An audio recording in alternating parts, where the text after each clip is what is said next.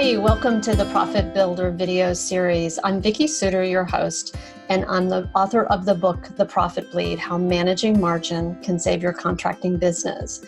And these videos are all about helping you grow a more sustainably successful contracting business. And for over 25 years, I've been helping contractors increase their profits, generate more time in their day, and reclaim and refine the joy in what they do again. And that's what this video series is all about. And my goal is to help give you the thinking to be able to understand how to do that in your business. And then I actually give you tools and resources that help you implement what it is the video is talking about. So I hope you enjoy today's Profit Builder video. Welcome to this episode of the Profit Builder blog. I am super excited about my guests today, Randall Soul and David Hawke with Remodeling Business Blueprint. Randall and David are the hosts of the Remodeling Business Blueprint podcast. And in today's episode, we're going to be talking about what they teach people about the scientific remodeling system. And, you know, I really wanted to bring them on to the blog this week because so many people are in a position right now where they are finding they have time to be working on their business. And I love what Randall and David talk about in terms of building systems in your business to make them stronger, more profitable, more sellable. And we're going to talk about that today. But before I launch into asking them questions, first of all, David and Randall, thank you so much for being here. And would you just take a second and each of you just give a little bit of background about yourselves and how did you come to do this podcast together? My name is Randall Souls, and I am a veteran remodeler. I owned a business for about 34 years. We did high-end design build. And then after I retired, I created the scientific remodeling system to help other contractors smooth out their businesses. And it's been a great time. And I met David along the way, and we've had a great friendship over these some 20 years. Yeah, it's what Randall said. I always wanted to be an entrepreneur, and I was selling for a Fortune 500 company. Still wanted to go out on my own, just always had the dream and the itch. So I did, and I started a construction company because I just kind of had a knack for doing that. And the funny thing, when I started, I was really good at doing the jobs, but I didn't have a clue about the business of actually doing business. So luckily, about a year into my remodeling career, I met Randall. He had a lot of resources. I think, Randall, you had probably been contracting for about 24 years at the time. He had all these resources that are now the scientific remodeling system. And I guess I was probably his first test case to see if he could help somebody. And long story short, I had a great business, and I owe the majority of that to Randall. So. And now we do the podcast because we've gotten into different things and just like helping remodelers. Awesome.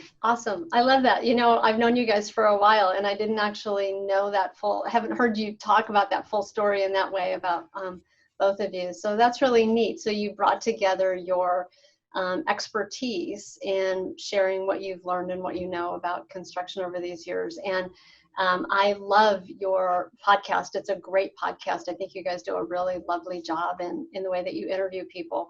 And I think that folks are going to get a lot of value out of today too, in hearing about your approach to like really a more scientific approach to how do you be a successful contractor in building a business, and not just the work side of it, but the business side of it. So I'm going to jump in with my first question here. One of the things that you talk about is building systems to increase profitability. So what is one thing residential contractors can do to increase profitability?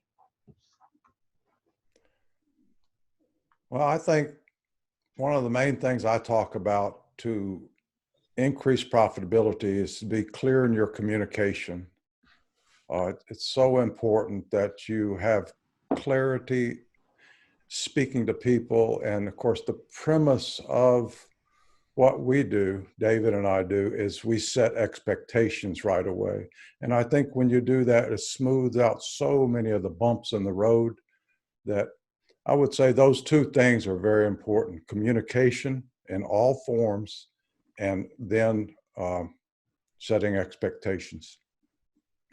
Great answer, Randall. I'm going to kind of go past that. And it's really hard to name just one thing because I think depending on where a contractor is, if they're just getting started, it's one thing. But if they've got jobs, it's another thing.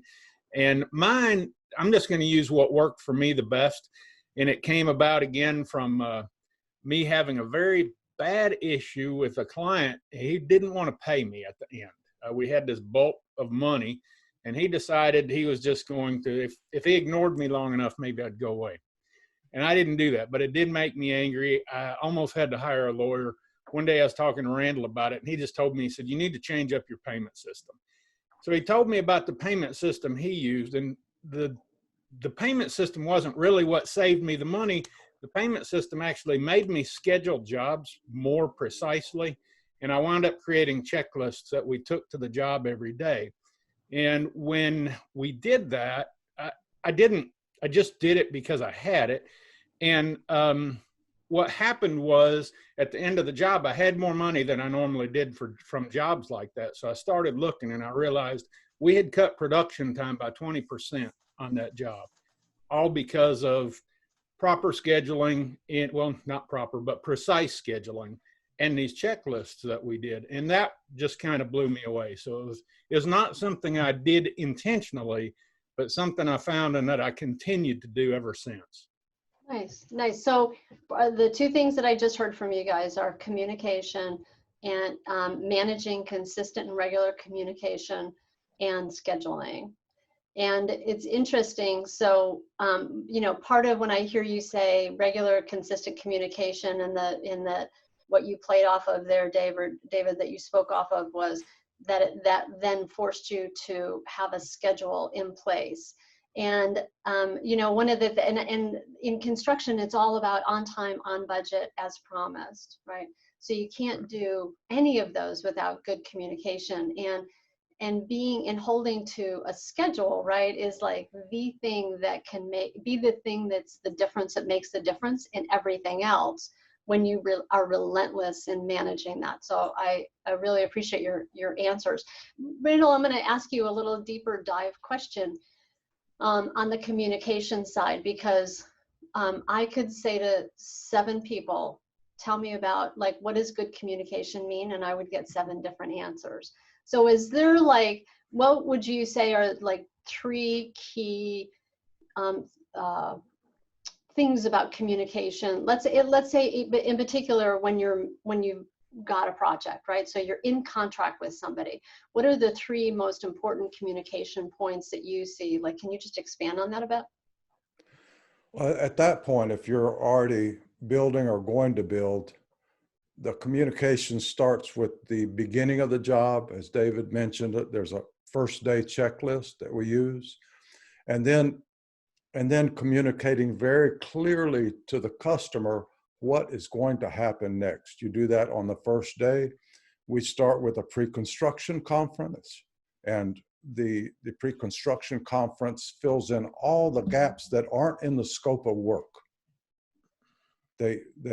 It's done before the job, generally always with the client there. The owner or designer is there. We do that. And then you set up possibly a message center, or some of you are using Co-Construct, Builder Trend. You have web pages they can go to, portals for them to go to. But you want to set up that meeting maybe once a week. We're going to talk and we're going to lay this out. So when you don't set, again, we come back to expectations. When you don't set the expectations of what's going to happen next week, and they're in the dark, they don't know that, oh, that wall's coming out that day, it's going to be a shock to them. Mm-hmm. And we want to always caution them on being careful on the job. The other thing you need to do is communicate very clearly with your subcontractors or trades. because that is so important. When we write a work order, the conditions are in that work order, what they must do on that job, not just their scope of work, but how they must conduct themselves. And when they arrive at the job, it's not the person who signed that work order, it's some other guys. Yeah. And so a supervisor, a lead carpenter, project manager, he's going to go over exactly what they need to do again. You know, we're not your mama. We don't pick up your trash. You clean up every day. You leave everything nice and clean and neat and safe. So that kind of communication is very important. Does that answer your question? Yes, I love those. So I'm going to repeat those back to you because I'm like, that's brilliant. So one is that you're communicating with the entire team as the project launches, and you're going through that that job start checklist about we've covered all of these areas, and you're getting everybody clear and on the same page so that they have more confidence to know how to proceed, right?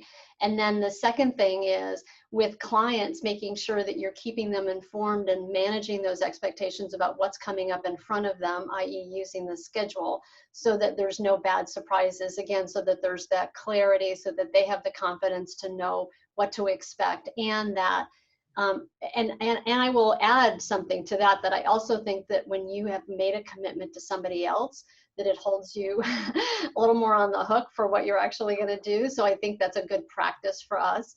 And then that third thing that you said about being really clear in communication with the subcontractor about not just the scope of work, but your standards as an organization for how they perform on a job site is brilliant, because this is the thing that is, as an organization, if you want to create more consistent profits, if you want to create more consistent results, if you want projects to have a more predictable outcome, then it requires all of those things. But it also requires that last thing of, you have to put a stake in the ground about what are the standards of how we do what we do. And I love that it's not just with your team, but you're saying with our subcontractors, that we are being super clear about what is the standards for how we are going to run our business, so that everybody is confident and clear about how they're going to perform. Or at least there's something that for your team on the job site, that when you have somebody sign an agreement with you that says, here's our conditions of satisfaction, again, not just in scope, but in how we work together, that you then have people on the hook to being more professional in the way that you want your jobs run. So I love that. And that's, I mean, those are all, I totally hear how all of those things that you guys just talked about are the keys to producing more consistent and more profitable consistent results and more profitable projects. And the underlying theme, as you said, that you both are really speaking to, is communication. Like, are you communicating your standards? Are you communicating the goals? Are you communicating the timelines? Are you communicating deadlines and all that? So nice. Love that. All right, so here's my second question. So how can we make businesses more valuable and ultimately sellable? Because I know this is I love this question and really want to hear what your thoughts are, because there's so many people, we're in an aging industry. And maybe it's because I've been doing this with contractors for 30 years that I have a lot of clients who are of our age, who are looking to find what's next for them and who want to actually build a business that is sellable. So I want to hear from you. What's your thoughts about that? And what do you see are the keys to being able to build a sellable business? Well, David and I are going to have the same answer on this one. And it starts with the premise that any business that does not have systems in place, and I mean written systems, not systems up here, if they don't have those in place, they can't have a successful succession, and they can't make it sellable. You can't go to a person and say, please buy my company for $2 million, and I'll just lay out to you verbally how this thing goes. It won't work. So you have to have that. So the way you do that is writing down your processes and systems. And where do you write down your processes and systems? You write them down in your standard operating procedures. That's your SOP. David, you might want to add some to that.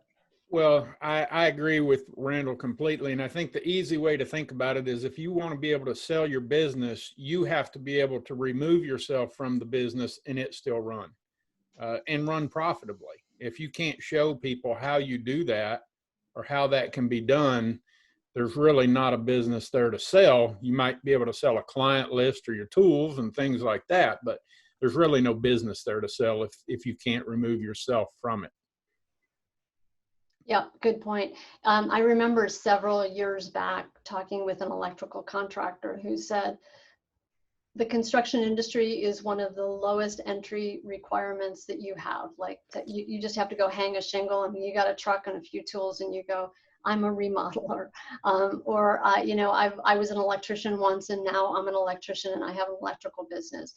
The requirement of entry is very low. And so the question of what is the value of a construction company really does come down to the systems and the processes, because unless you know, you could have a certain amount, if you do service work, right, you might have service contracts that has a certain value to it, but you have to ask the question, it's like, what is somebody actually buying that they couldn't just go start and sell on their own, right?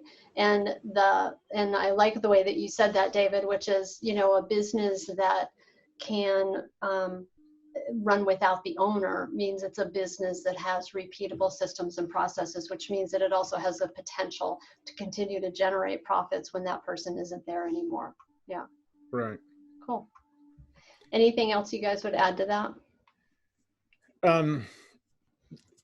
It's not easy to create the systems, but they have to be done if you want to have that plan of what's next. Even if you're just handing it down to a child, if you don't plan to sell it, without systems, it could become very difficult for them to, you know, keep up the standards that you've built and you know, for lack of better, you know, the child that you've really built out of your sweat and blood. So well, isn't it true though too? It's like when because I watch this a lot, we who started our businesses long ago, far away, and learned the hard way how to build a successful company, did so by making a boatload of mistakes, right? So it's like, it's oftentimes out of breakdown. I always say before breakthrough is breakdown. And it's those breakdowns that generate us taking actions in our business to do things differently.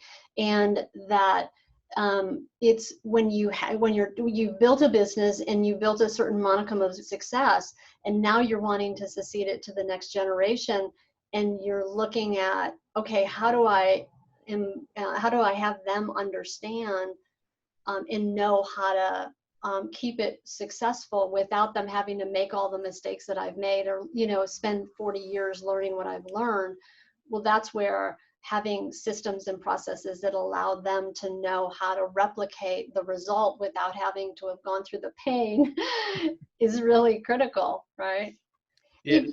If you were to look at, so I want to, like, if you were to choose, again, like 3 of the most important, and I know there's a whole list of all the potential processes that you would want to have in, you know, marketing or finance or sales or estimating or production or project management, right? You would want to have solid systems and processes in all those places. And it's but if you were to choose the top 3, is it relates to production, and it relates to processes and procedures in production, other than what you've talked about. Like, so I would say, like, clearly you spoke to the handoff process, and clearly you've spoken to a scheduling process.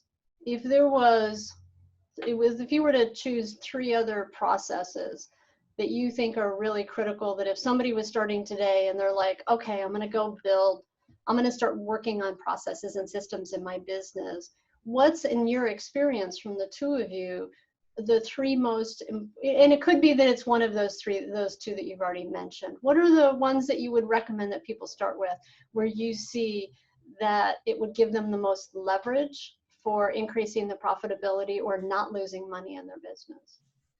One of them would be clear job descriptions, I think. That may sound a little detailed, but if a person goes on a job and doesn't know what they're supposed to do, and you're not covering all of the things that need to be done, or you have overlap on those items that need to be done, that can really mess a job up and make it unprofitable.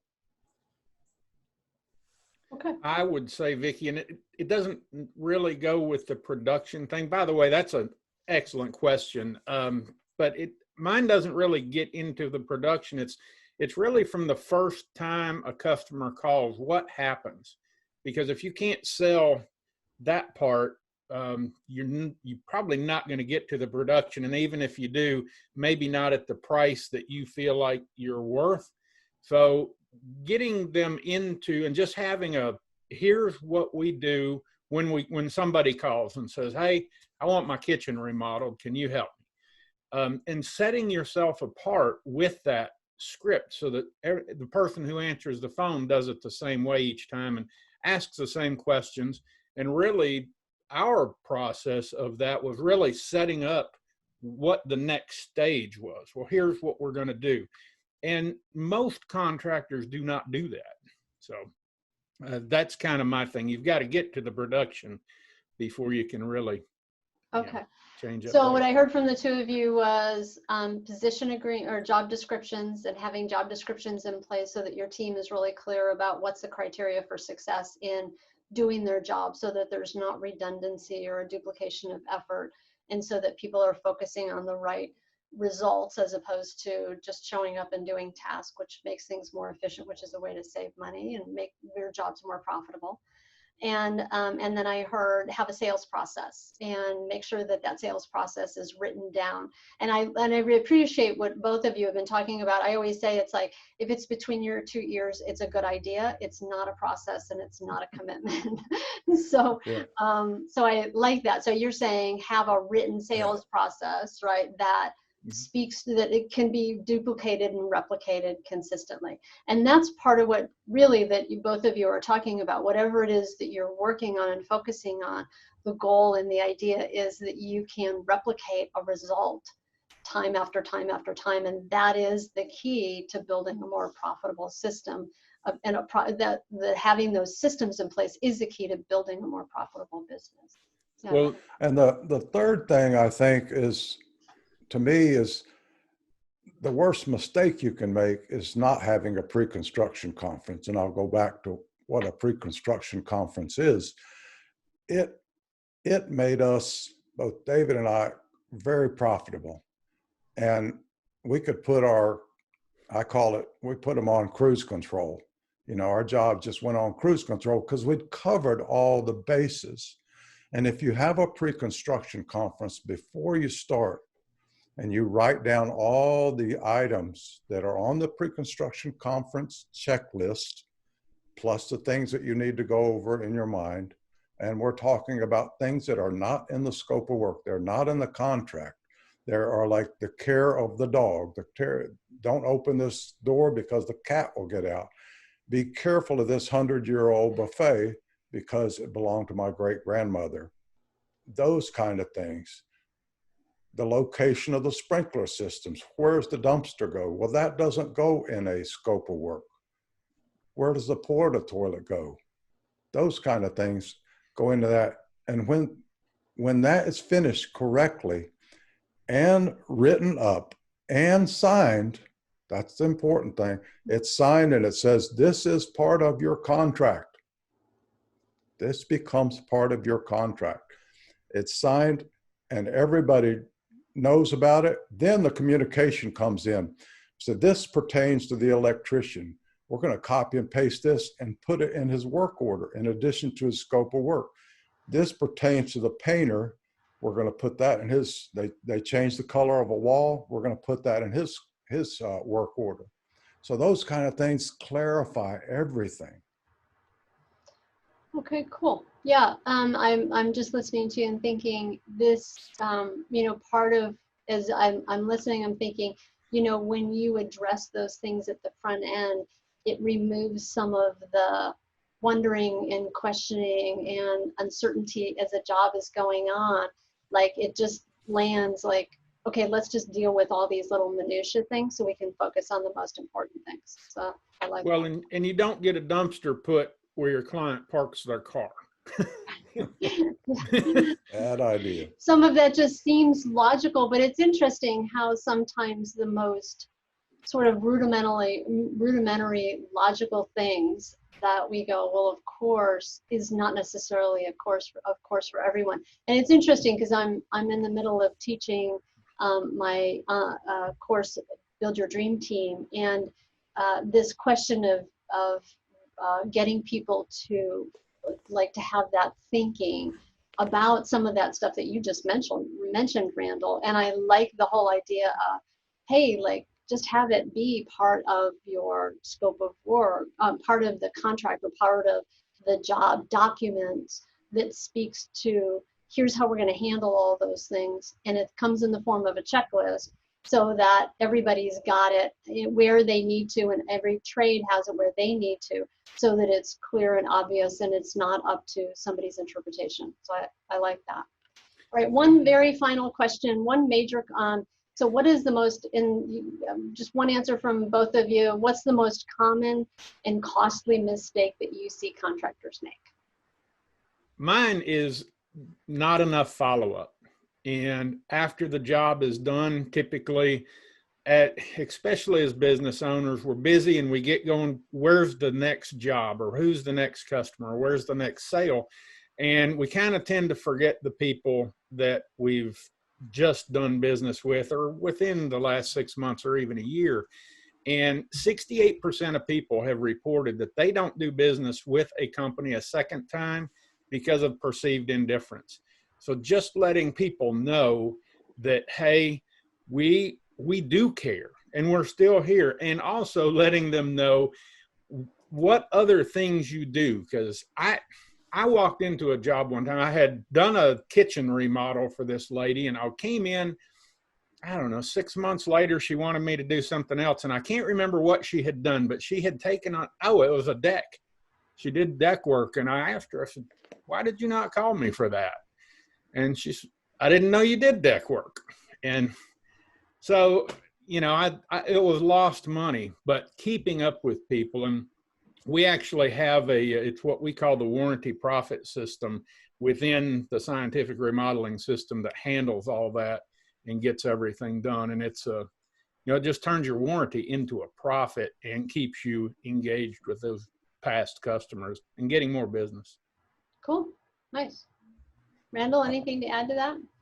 I'm going to make this two things, but they tie together. One is writing your contract.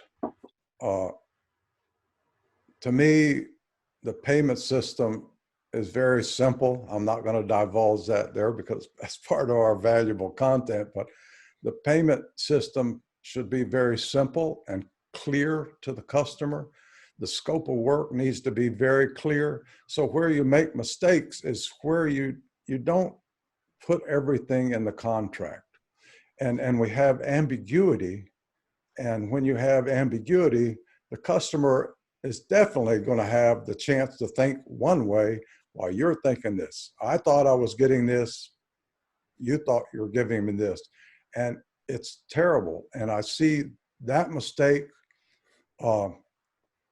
lack of clarity in your contract, and then not being clear and consistent on change orders. We did a whole episode on this. People are losing big money, big money. The number one place where contractors lose money is on change orders. It's ridiculous. All you have to do is follow a certain process every time. Don't let anybody give it away, because they will if they can. We all want to please. We all want to please. Yeah. So, but you can't let your lead carpenter give stuff away, say, we'll take care of this, or you'll pay us later, or we'll write it up later. And then at the end of the job, you got $20,000 and they say, what's this for? Right. Yeah, people have a short memory. Well, that's costly. Yeah. Well, thank you. This has been This has been great. I really appreciate all of the insights that you have shared with us today, Randall and David. And would you, so a couple of things. One is, would you share with people how they can find out about the scientific remodeling system? And for anybody who's watching or listening this, I'm going to tell you that I have looked through, and Randall did a demo with me on this system, and it is amazing. And if you want to look for ways to be able to improve the results of your business, and if you want to build a stronger business that can ultimately be sold, if you want to create more consistent results with your team, if you want to make more money, you definitely want to check out the scientific remodeling system, because it will really help you get those processes and those systems in place to be able to do just that. So would you tell people where they can find out about that? We'll also put the URL at the bottom of the video here. And then I know that you have a gift for people. Would you tell them what that is and how they can get that? And again, we'll put the URL at the bottom of the video. And in the I'll tell you about the contacting. There's a couple ways. One simple way is to go to scientificremodelingsystem.com and request a demo. It's right there on the top, request a demo. We also have a page called scientificremodelingsystem.com/call. And that entitles you to a call with me just to strategize and talk about issues and stuff. Can be very valuable. I can only do a limited amount of these, but that's a great way to, it's not a sales call. It's just, let's talk about what might be an issue in your company and see if I can help you. That's awesome. That's awesome. What a generous offer. Okay, cool. Nice. So Vicki, as I said, when I got started with construction, I knew nothing about doing the business of business. And Randall really did teach me these things. And what I actually wrote a book. It's called Ultimate Construction Business Systems. And, you know, Randall looked over it. I had him reading it before it was released. And he said, well, this is my system. I said, but that's what I learned. So that's what I know. But I did write a book about it. If people are interested in that, I think they might like it. It's a pretty good book. I did write it myself. And they're welcome to get a free copy of that. And they can find that at constructionbusinesssystems.com/SBB. So like Suiter Business Builders, the acronym. All right. Excellent. We'll put that in the show notes. Thank you. That's also very generous of you. So thank you both. Thank you for your generosity of time and sharing your knowledge and information with our viewers and our listeners. And I encourage anybody who is here and listening to go check out the generous offers that Randall and David have made to you today. Check out the Scientific Remodeling System and check out David's book. They're both, as you could tell, super knowledgeable in construction and building successful businesses. And I think that you'll find that you get some great tools out of checking that out. So Randall and David, thank you so much again. I really appreciate you being here today. Thanks for having us. Always a joy talking with you. Oh, thanks. All right. We'll see you guys next time. Bye. Bye-bye. I hope you found today's video helpful. If you're ready to take your next step in your leadership journey and to build a great contracting business, I encourage you to check out my book, The Profit Bleed. It's full of great tools and resources that will help you implement the processes and the systems and the structure that will allow you to build a more profitable business, allow you to work less hours, and help you reclaim the joy and fun in your business and in your life again. And for a limited time, you can get my book for free. All you have to do is pay $7.95 shipping and handling. And you simply need to go to theprofitbleed.com/free. Thanks again for joining me for today, and I look forward to seeing you next time on The Profit Builder.